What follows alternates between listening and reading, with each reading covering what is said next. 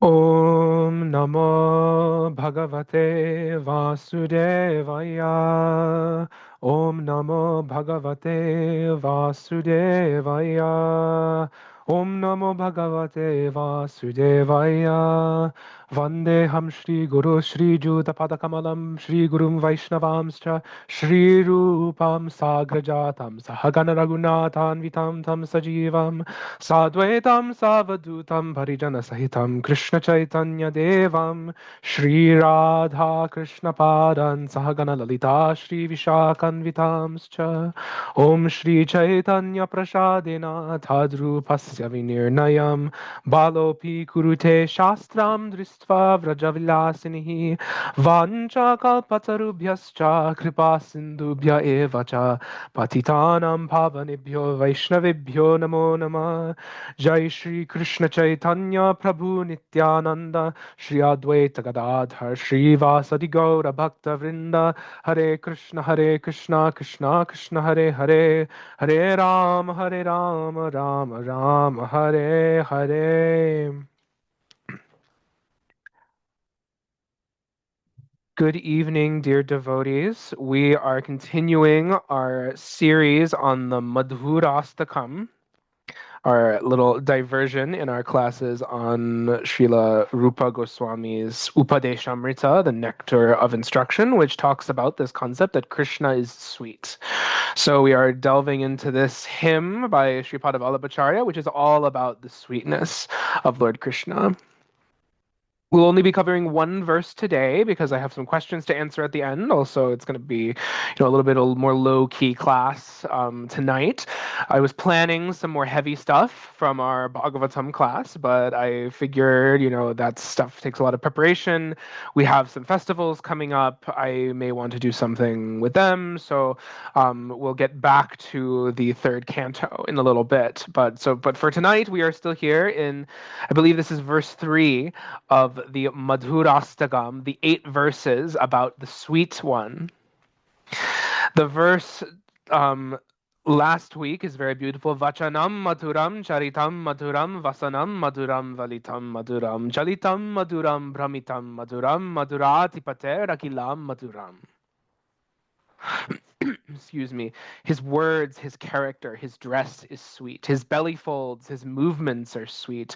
His wandering is sweet. Everything is sweet about Madhurati Pater, the emperor of sweetness. This verse right here, I think it's maybe packed with the most kind of, I don't know, iconic images of Krishna. Venur Madhuro, his flute. Renur Madhuro, his sweet, his hands and his feet. Panir Madhuro, Pado Madhuro. Nrityam Madhuram, the dancer Krishna. How many photos of Krishna, are just dancing? Even when he's standing still, he looks like he's dancing. He has his hip out, right? Sakyam Madhuram, his friendship is sweet. We'll have a beautiful story about the friendship of Sri Krishna. Madhurati Pater Akilam Madhuram.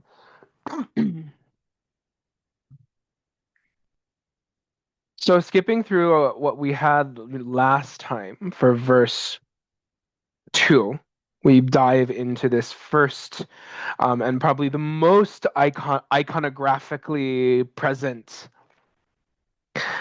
item of Lord Krishna is his ubiquitous flute. Even deities of Krishna that are, this is, because Krishna doesn't always have a flute, right? He's either a flute or a sword, he either has a flute or actually not a sword because he's not a non-combatant in the battle of the Mahabharata, but he's either in the forest or in the chariot, showing very different sides of himself. But the flute is perhaps the most ubiquitous one, even more than the iconography of Krishna from the Bhagavad Gita, or Krishna in Dwarka, or Krishna, Vitoba Krishna with his arms on his hips. I think also, even with depictions of Krishna as a king, like Rukmini Dwarkadish in the LA Iskon temple, the Sai Baba temple right near me, they have statues of Krishna and Rukmini. In that sampradaya, that not sampradaya, but the tradition, they worship the Marathi form of Krishna, Vitoba, who is with Rukmini, not with Radhika. He is a Dwarka prince, not a Vraj Vrindavan cowherd. But still, yes, he has a flute. he still has a flute. It's weird almost, unless it's a specific form of Krishna, like Vitoba, who's a form of Krishna I like a lot. I will have to have a whole discussion about the Vakari Marathi tradition where Krishna doesn't have a flute. But these are rare exceptions. Almost always Krishna has a flute.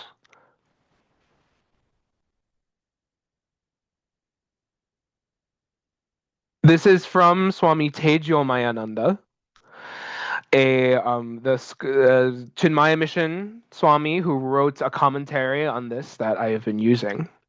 Very sweet devotional commentary. About the flute, he says the flute is known by different names: Murali, Benu, Bamsi. Each of these are variations on the same instrument. Vamshi, excuse me. The sweetness that the flute can produce is in the hands of the flutist. Should be flautist, maybe. But the sweetness that the flute can produce is in the hands of the flautist, literally too. When Krishna plays the flute, he strikes the most mesmerizing notes of it, captivating the hearts of the devotees. In fact, it attracts all jivas. When a jiva hears the call, then he or she forgets everything else and cannot but follow the call of the Lord. When Krishna played on his flute, many didn't even hear the call. Perhaps they were listening to their minds chatter. If our minds are preoccupied with our attachments and desires, how can we pay attention to the Lord's call? But if you happen to hear it even once, you cannot ignore it. You follow him helplessly as if under a spell. The beauty of the spiritual call is that it liberates you. This is a reference in many ways to what can be described as the central story of the Bhagavatam. Many times in the Bhagavatam, in the 10th canto, there are glorifications of Krishna's flute. We'll sample a verse from the Venu Gita, the song of the gopis to Krishna's flute, longingly calling out to Krishna's flute. And it is also Krishna's flute that signals the beginning of the Rasa Leela, this magical dance pastime where Lord Krishna plays his flute in the forest and all of the married women of the town come running. They leave their husbands and their brothers and their fathers and all of the men who are supposed to be controlling them in society. Very few rights, of a Hindu woman in this era, in the ancient times. Often they had a lot more power than we think they did, but still it's filtered through this atmosphere of a patriarchal culture that has these restrictions on where a woman can be, who she can see, who she can touch. Certainly not this questionable blue character in the forest. And spiritual life may look like this. We may have relatives and others in our lives who disapprove, who think it's, what we're into is strange. We're worshiping these statues and chanting these, foreign mantras and all of this. But the devotee knows the call.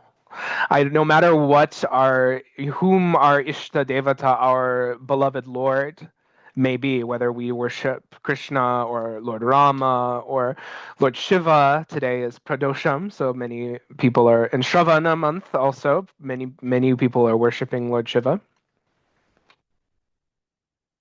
Or the goddess Devi in her various forms. I think almost all of us can trace back to a moment or maybe a few moments where we felt that kind of first attraction, a moment where we felt a pull inside towards this deity. This is what Krishna's flute is doing. We are made of Satchidananda, and we are disposed to hearing Krishna's flute song.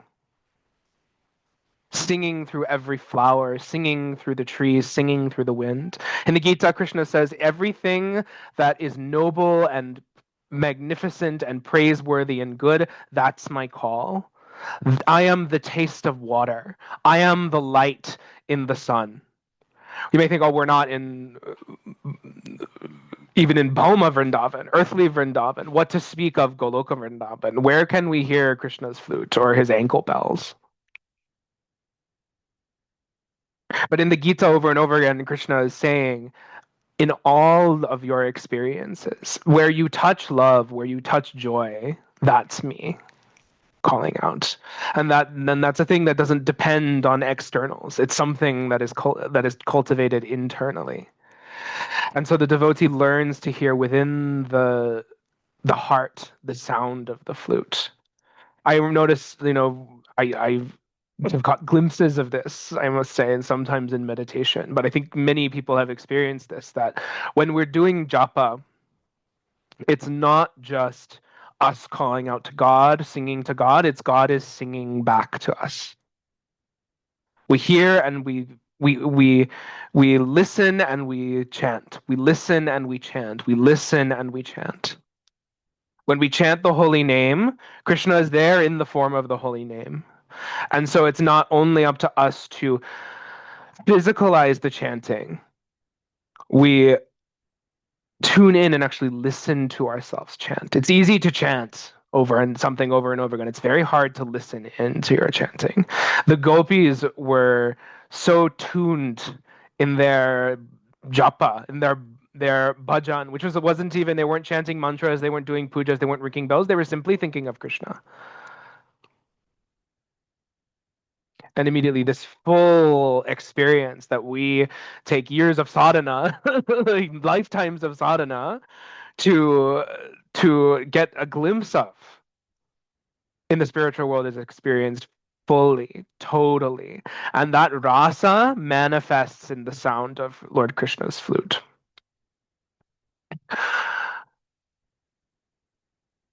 This is from the Bhagavatam, this passage that I alluded to, the Venu Gita, the song in glorification of Krishna's flute. These are the gopis who are singing to each other, glorifying Krishna and Balaram. Don't you see them, how handsome they are, wandering through the forest? Gopya kimacharadayam kushalam smabenur damodaradara sudham api gopikanam bhungte swayam yadavashishtarasam hradinyo hrishyatvacho shrumumuchu staravo yataryaham. My dear gopis, what auspicious activities must the flute have performed to enjoy the nectar of Krishna's lips independently and leave only a taste for us gopis, for whom the nectar is actually meant. The forefathers of the flute, the bamboo trees, shed tears of pleasure. His mother, the river on whose bank the bamboo was born, feels jubilation, and therefore her blooming lotus flowers are standing like hair on her body. This may be one of my favorite verses in the whole Bhagavatam. The imagery is so potent. The depiction of nature responding to divinity and how divinity works through nature is so striking in this verse. The ancestors of the flute, the bamboo trees, and the river that waters the bamboo trees. Both of them are made, in the spiritual world, everything is a person. The grass is conscious. The flowers are. The birds and the trees and everything is a spirit soul. Everything is a divine being meant for the loving exchanges of Krishna and Radha. The whole ecosystem revolves around the love of Krishna and Radha. And what is that the symbol of that linchpin, the attractiveness in the all attractive Krishna. That is what the flute is. The flute is not an instrument. The flute, in this case, the flute is a higher reality, a frequency that the subtle devotees, the really practiced devotees, can really, really tune into. And I'm not just saying this as like woo woo gobbledygook. This is there's an extraordinary description in the Brahma Samhita. The Brahma Samhita is this hymn to Krishna that was actually discovered, so they say, by Lord Chaitanya Mahaprabhu on his tour of South India in a temple. And it is made and it is composed in a particular meter. Hold on. Because if I don't remember this, I'm going to go crazy. Vasanta Tilaka meter. Vasanta Tilaka, I believe it is pronounced. Tantric's probably going to correct me on my my Sanskrit if he sees this.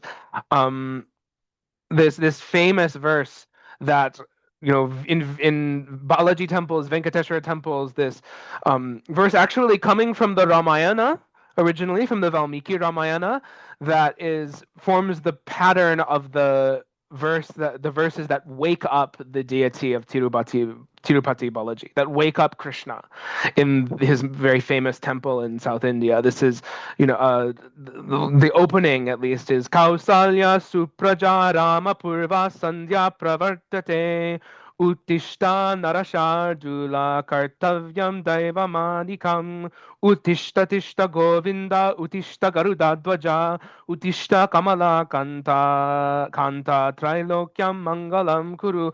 Oh, wake up, Govinda. Oh, wake up, the rider of Garuda.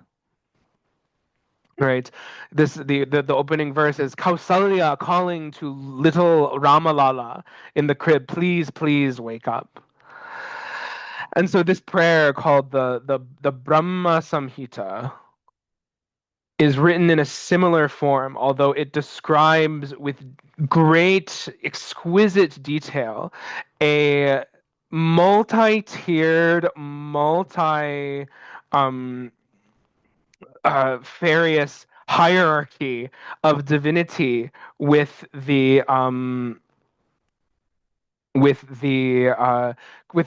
the center, the whorl of the lotus being Shamasundar Krishna and Srimati Radhika, as opposed to Narayan generally or Vishnu generally.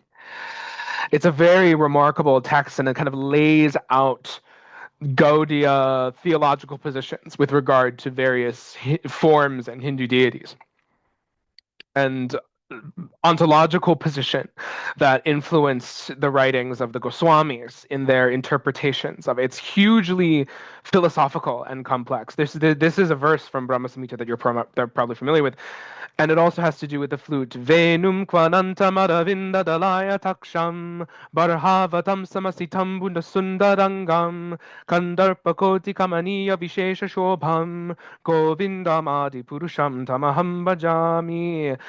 I worship Lord Govinda, the primeval Lord who is adept at playing on the flute, and whose blooming eyes look like lotus petals, with head decked with a peacock's feather. And it goes on. Incidentally, this is the same meter that that Brahma's hymn from the Chandi is composed in. So I believe Lord Brahma also likes this hymn. Part of this, the object of this work is the Brahma Samhita itself is to establish Krishna as equal and above the Brahman of the Upanishads, and that he is exhorting that he is the original form of Bhagavan. Here I'm looking at this.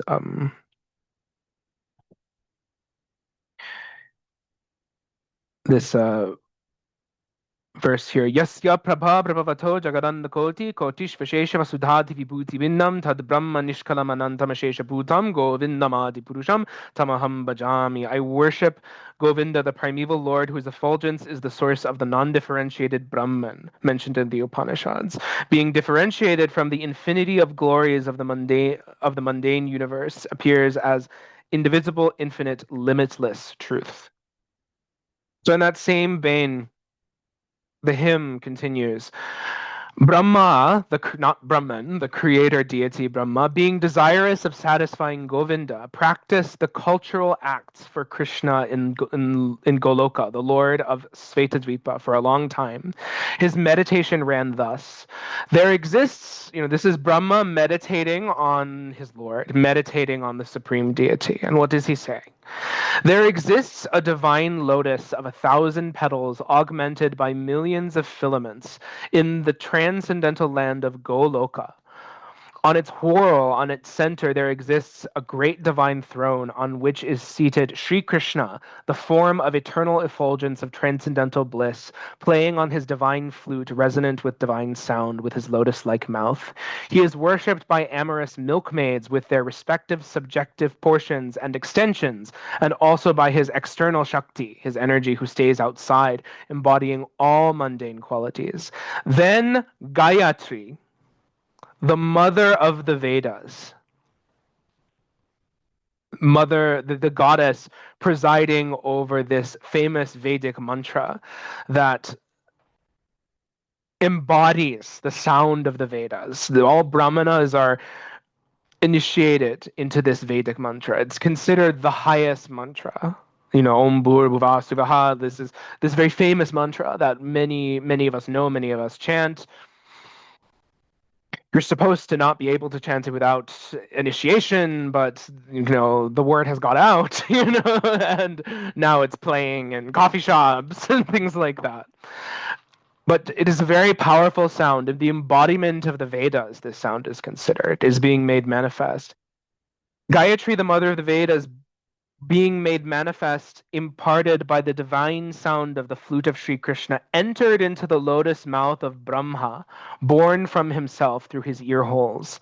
The lotus-born Brahma, having received the Gayatri, sprung from the flute song of Sri Krishna, attained the status of the twice-born, having been initiated by the supreme primal preceptor, God himself. This is Diksha.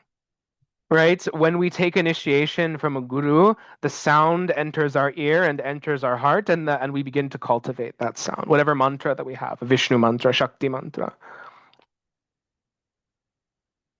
And so the flute song in the form of Gayatri Devi is transferred by Krishna into the ears of Lord Brahma, and thus he is able to praise Krishna and able to create the world.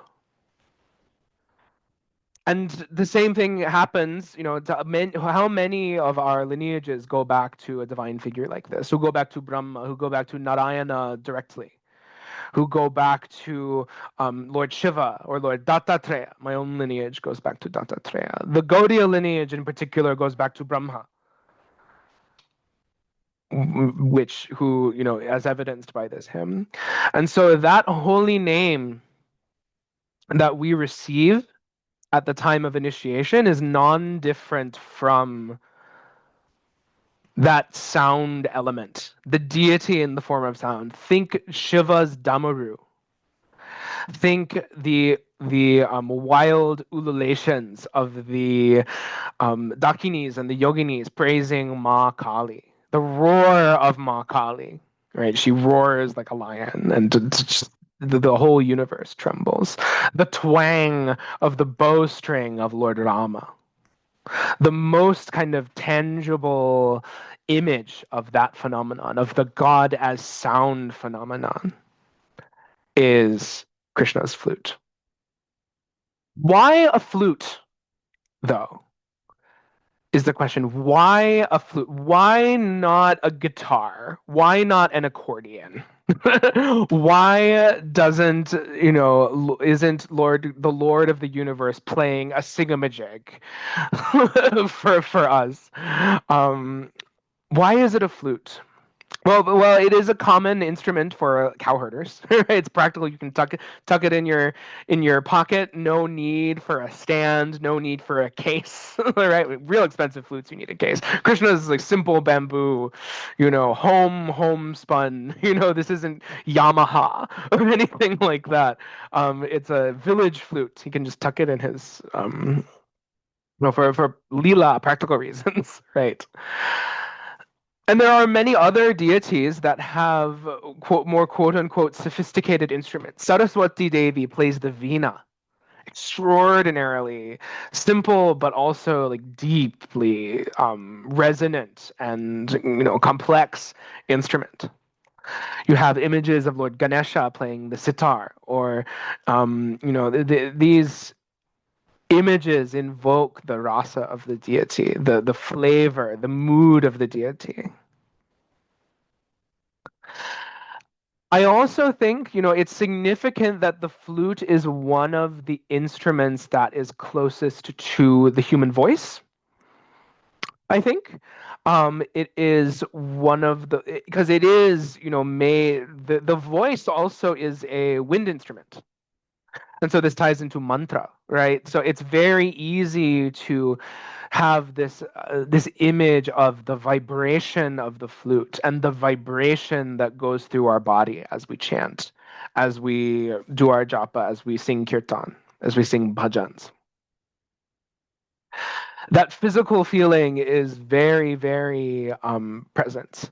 I don't know many of you who, if any of you have played any instrument, really, the cello, right, and feeling the back vibrating as you are doing so. I'm a keyboardist, so it's not as visible as you've been on. You still feel it on the piano too, or in particular, my brother plays the electric guitar, and the vibration, like this, how many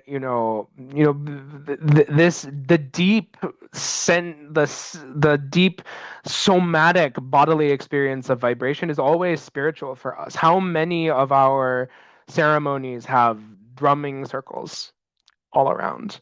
How many people have the best times at the most the feelings of oneness, feelings of unity when they're like standing in front of a blasting bass speaker at a Grizz concert or something.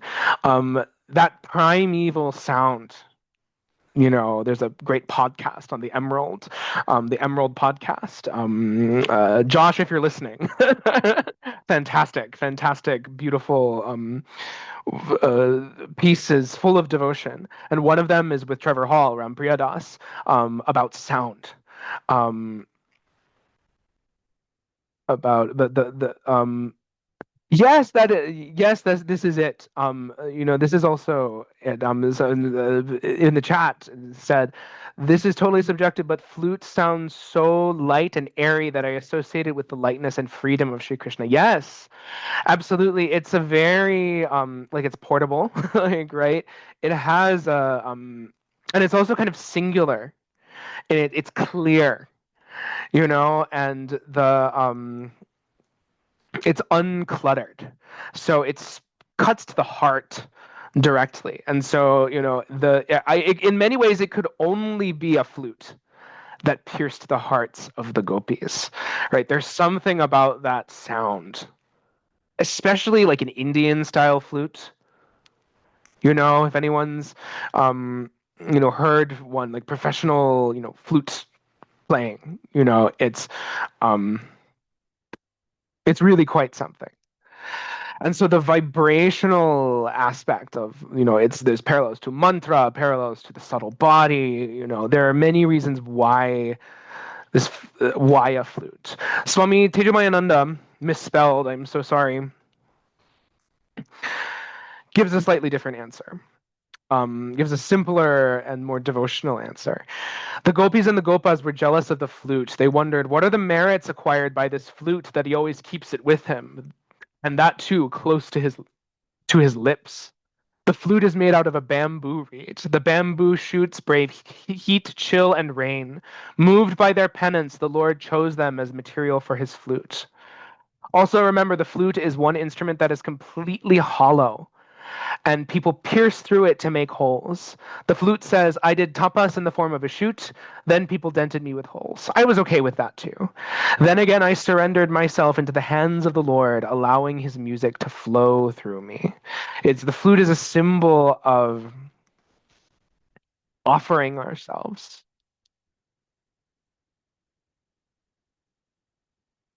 Sri Ramakrishna would talk like this, like, I am the instrument, he would say. Mother is the player. I only do what she makes me do. And in the advanced stages of devotional life, in the stages where we call ragatmika bhakti, raganuga bhakti, all of these terms for the final state of realization. There are so many metaphors about, that are resonant with the relationship between a player and their instrument, that effortless union. Are that it's one of the few ways to describe a realization like that in words. I've I've all and said that explains how Venu has come to be the most beautiful instrument in the service of the Lord. It is evident that if you make yourself hollow, the Lord will fill you with his melody. I've always felt that if there is,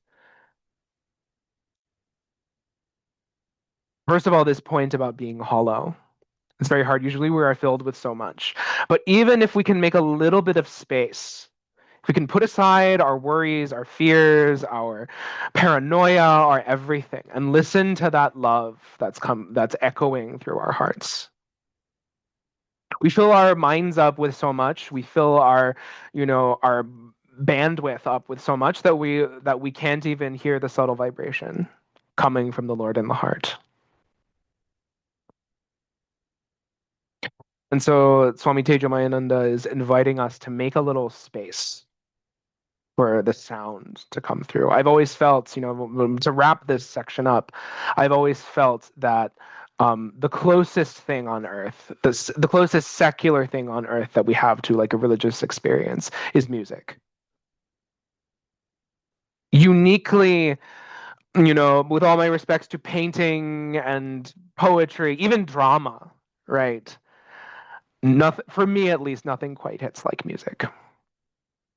It can reach into the transcendent in ways that words can't always. Same thing with images, right? The limitations of the written word, where it ceases to become words in a puja and becomes the spontaneous songs of the gopis, the spontaneous playing of Krishna on his flute. That's ultimately what our sadhana culminates in. Re Nur Madhura, his dust is sweet. This is from Jagadananda Das, a late, incredible Vaishnava scholar, passed away, I believe, several years ago. And he talks about the dust of Vrindavan. Brajbasis often talk about three unique features of Vrindavan Dham, namely Dhenu, Renu, and Venu. The dust, the cows, and the flute. Indeed, there is a general appreciation in the Vaishnava scripture for dust, usually the dust of a great devotee or divinity's feet, without which no one can attain love for Krishna. The system of Indian culture emphasizes feet in a way not found in other cultures. The feet are the lowest extremity of the body, where the body connects to the earth. Therefore, one does not point or show feet to anyone, especially not the deity in the temple. If one inadvertently touches something with the feet, one immediately responds by apology, through bowing to that person's feet. At the same time, to touch the feet of a superior person in the proper way is the proper way of showing respect. So it seems that the symbolic act of humility par excellence is to place one's head, the highest part of one's own body, uttamanga, to the lowest part of the body, i.e., the feet of the respected person. In lowering oneself to the that their power and grace can be transmitted. It is through lowering oneself to the great that their power and grace can be transmitted to the supplicant. And the great souls bless the earth also by walking upon it, recharging the dust with their spiritual energy and love. One who does not lower himself to the great by taking the dust of their feet or the water that has washed their feet will never know the true meaning of the human form of life. What is the glory of Braja's dust? The Bhagavata says that without being bathed in the dust of great souls' feet, one cannot expect to know God by any other means. Vrindavan's specialty is not only is the dust of Radha and Krishna's feet present there, but all their associates, all the millions of pilgrims who come every year, make the ground sacred by the touch of their bare feet as they wander to its temples and do parikrama of the Holy Land itself. It is as though their entire spiritual energy has passed into the dust through their feet. The greater the devotion, the more energy is channeled into the ground. I love this passage, not just because I'm a dirty hippie. Like, those that know me is like I walk around without shoes all the time. I'm kind of allergic to footwear. But there's a reason why we take our shoes off at temples. There's a reason why there's so much like touching of the ground. We sit on the ground, we purify the ground, we sprinkle water on it during the puja. We do, there are, especially at a tirtha, at a holy place. Vrindavan, the dust is the big thing, right? There are people I know who go to Govardhan, the big hill in Vrindavan, and they say the first thing you should do in Vrindavan is you roll in the dust, like, right, get Krishna all over you, because the idea is that Krishna was once there, and because of this reverence for feet, as feet means what someone stands on. Swami Tejomayananda, when we talk more directly about Krishna's feet, we'll talk about this. But it also means like in their footsteps. This is a place that they walked, a place where they ran, a place where they danced. Because the belief is, yes, Goloka is a spiritual place, but it is also a place where you can go. Goloka maybe not, but Vrindavan, yes. So Goloka is the celestial kingdom. Vrindavan is a town that you can visit. Mathura is a city that you can visit. Gokul and Govardhan and Shamakund, Radhakund, all of these places are places you can physically go. And not and there's questions about like, oh, did Krishna really live here? Was he real? Is it really, now Vrindavan's kind of, as the folks on the Wisdom of the Sages podcast, great Hare Krishna podcast describe it. It can be kind of bombed out. There's urban sprawl and some parts are more like concrete jungle. Type. There's problems with trafficking and it's in a city in India, right? It's rough, it's not this bucolic paradise. But what keeps people coming there? What keeps the sweetness there? It's the devotees that are keeping things alive, even as the horrors of the modern world. I mean, you should look at how awful the pollution in the Yamuna is. The There's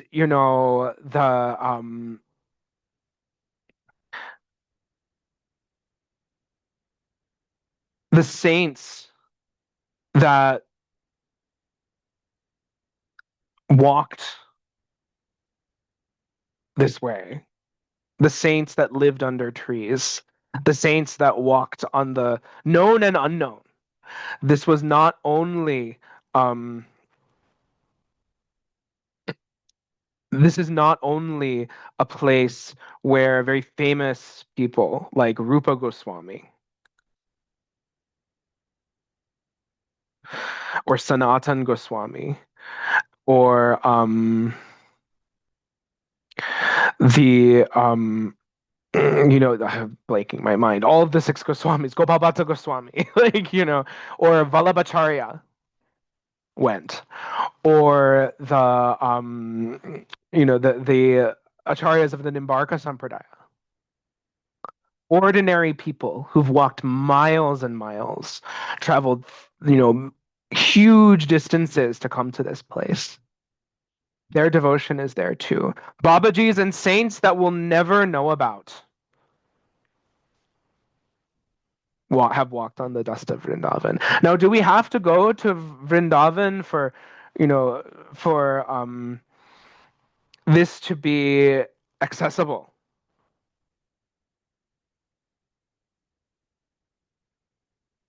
Well, yes and no. Like, right, there is something very special about Vrindavan.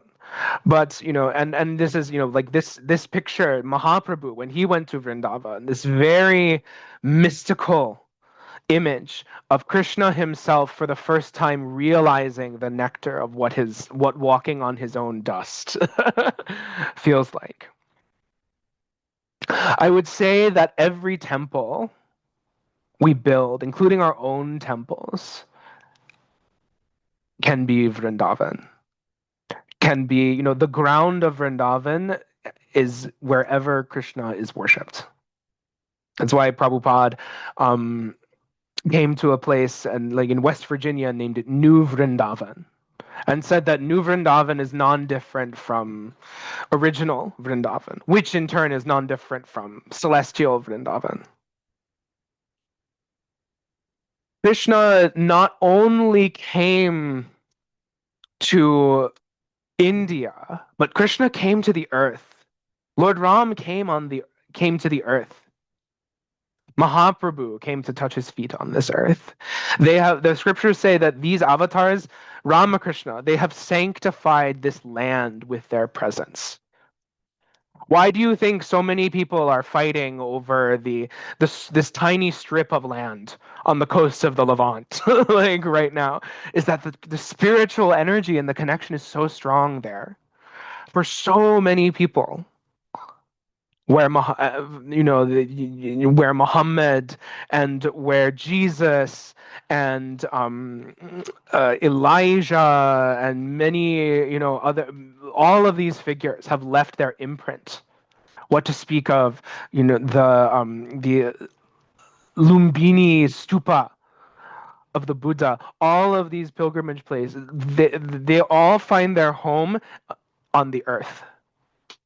Many of the Hindu pilgrimage places in Kamakya, in many other sites where the object of devotion is a naturally forming thing.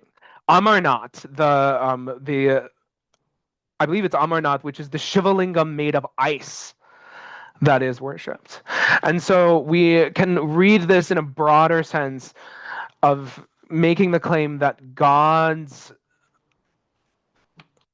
sanctifies the earth by coming in the form of the avatar. These are some quotes on the dust of Vrindavan. The dust of Govinda's lotus feet is so sacred that even Brahma, Shiva, and the goddess of fortune, Rama, take the dust on their heads to dispel sinful reactions. These beings don't have simple reactions, of course, but in the mood of devotion, this is what they do. The dust of Krishna's lotus feet. Well, Brahma does have sinful reactions. Let me take that back. He does. He's an ordinary jiva. But Shiva and Lakshmi do not. They're just doing it as a courtesy, I suppose. The dust of Krishna's lotus feet, which is the source of holiness for all the places of pilgrimage, is worshipped by all the great demigods. The principal deities of all the planets are engaged in his service, and they consider themselves most fortunate to take the dust of the lotus feet of Krishna on their crowns. As this is more quotes. This is a quote from the Krishna book. When Akura, who is called to call Krishna back to his place in Mathura from Vrindavan. As soon as Akura entered the boundary of Vrindavan, he saw the footprints of the cows and Lord Krishna's footprints, impressed with the sign of his soul, the flag, trident, thunderbolt, and lotus flower. Upon seeing the footprints of Krishna, Akura immediately jumped down from the chariot out of respect. He became overwhelmed with all the symptoms of ecstasy. He wept and his body trembled. Out of extreme jubilation upon seeing the dust touched by the lotus feet of Krishna, Akura fell flat on his face and began to roll on the ground. Akura's journey to Vrindavan is exemplary. One who intends to visit Vrindavan should follow the ideal footsteps of Akura and always think of the pastimes and activities of the Lord. As soon as one reaches the boundary of Vrindavan, he should immediately smear the dust of Vrindavan over his body without thinking of his material position and prestige.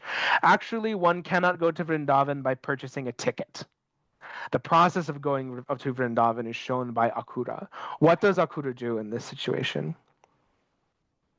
He forgets all of his pride, all of his he's a royal messenger. He's supposed to be amongst these cowherds, he's supposed to be authoritative. What does it mean to smear ourselves in dirt? It means humility.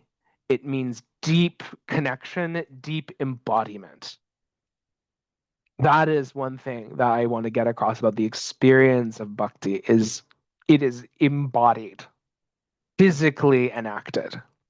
Like the people who sleep in the dust near Govardhan Hill, like the people who will, like this man is probably doing in this picture. And I've had friends who've done this, and I began this earlier in the talk, but I didn't finish it.